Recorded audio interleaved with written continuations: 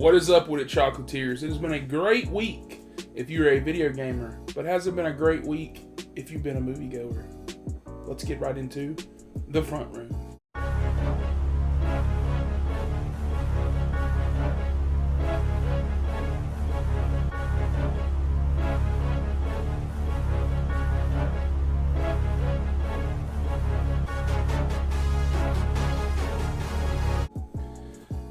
The Front Room stars Brandy, playing the titular character and main character of the story The Front Room, based on a short story that I have actually never read, but I might want to after watching this, to compare the two, just to see how they are. Basically, Brandy plays Belinda, and Belinda and her husband have moved into this new house. She's experienced all kinds of stress at work, so she quits her job. And as they're moving into this house, she's also pregnant. And around this time, she's starting to learn some things about her husband's past that she's starting to not like, such as his stepmother, Solange. Now, Solange is kind of like the villain of this movie. It's the old lady with the two crutches that you see in the trailer. And after the passing of his father, she comes to live with them in the house. And this is where all the conflict ensues. So, I'm going to, right off the jump, I don't agree with the reviews of this movie, or at least the critic reviews. I've not seen the audience reviews or anybody talk about it, though. There was only 2 people in my screening, and they came in 30 minutes late. Going to the movies in 2024 has literally been a chore. And I just hate how disrespectful people are. Which I'm like, that's different. Something might have happened with them. They didn't get on their phone, at least like the people in Alien, when I watched that a couple weeks ago. But this movie is kind of a lie, especially if you watch the trailers. So if you've seen the trailer of this movie, you're probably watching this review because you're like, I want to know how it is. I can tell you right now, it's not a horror movie, okay?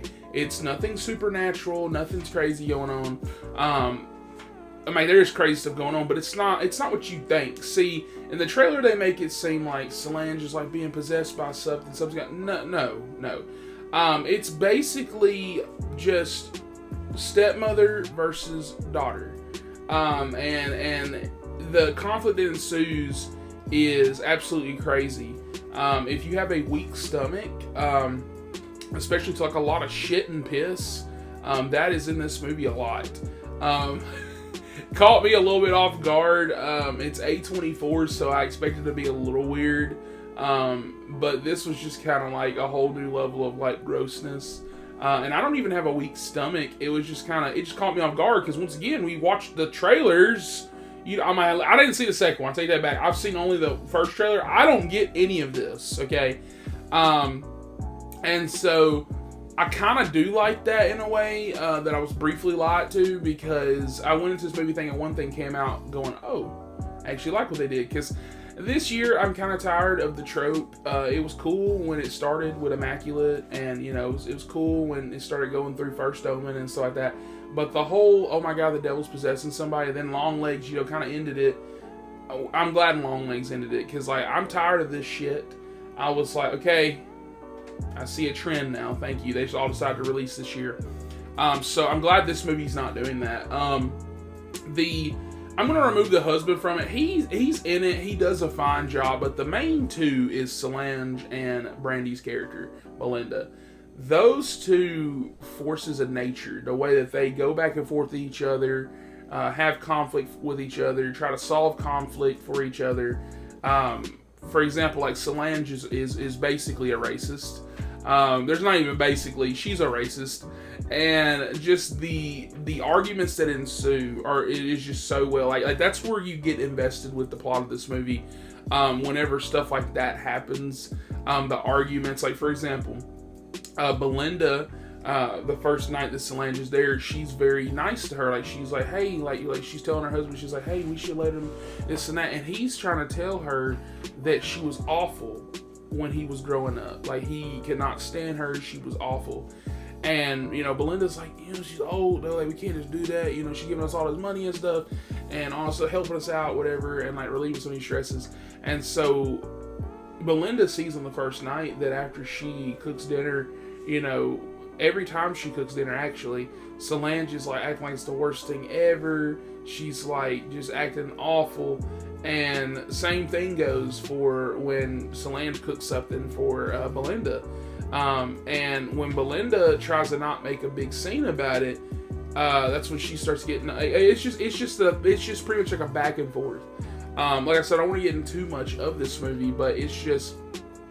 It was kind of refreshing to see, oh shit, this isn't Supernatural. Now, I do want to say this, though. There's a lot about this movie I don't really like. Like, for starters, I liked Solange as a character, but I didn't like her motivations because they really don't get into her motivations. Belinda openly says what her motivations are, like, multiple times in this movie, but we never hear any of this from Solange. We never get into anything else with her. Because even like that, they kind of tease a lot in the movie that she is supernatural prowess because she's kind of got this hold on people. Like, this pastor shows up at one point in the movie and he's talking about how, you know, she helped him get off cigarettes and stuff like that. And so, like I said, this whole movie, I'm waiting for something to happen that doesn't happen. I'm waiting for there to be like, oh shit, she's actually possessed by the devil, like, you know, something crazy. Like, none of that happens. These are just humans. And so, when I hear that, I'm kind of like, I feel like at one point there was supposed to be something supernatural. And I don't want to dock at points because I'm trying to be one of those reviewers, like, I don't want it to be a certain thing, but it just feels that way. Like, they're going out of their way to show you this power and control she has over the church, over people, making people listen to her, do things for her. And it's just she's an old racist woman. And so at that point, I'm kind of like, I feel like there's two different cuts of the movie.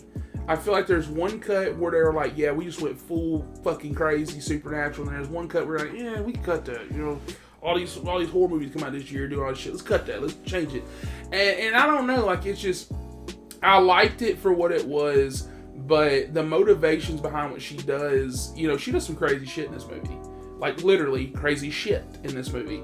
And it's just, her motivations were kind of just bland.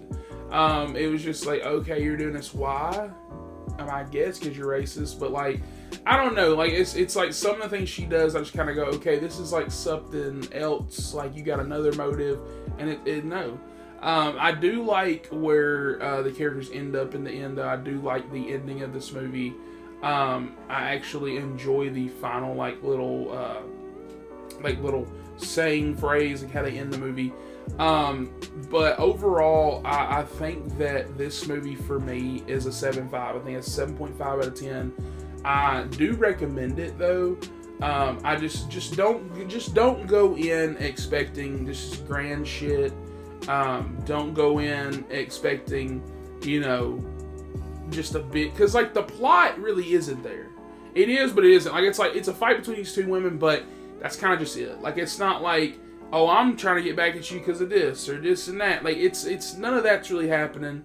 There is some good scenes, some good cinematography in this movie.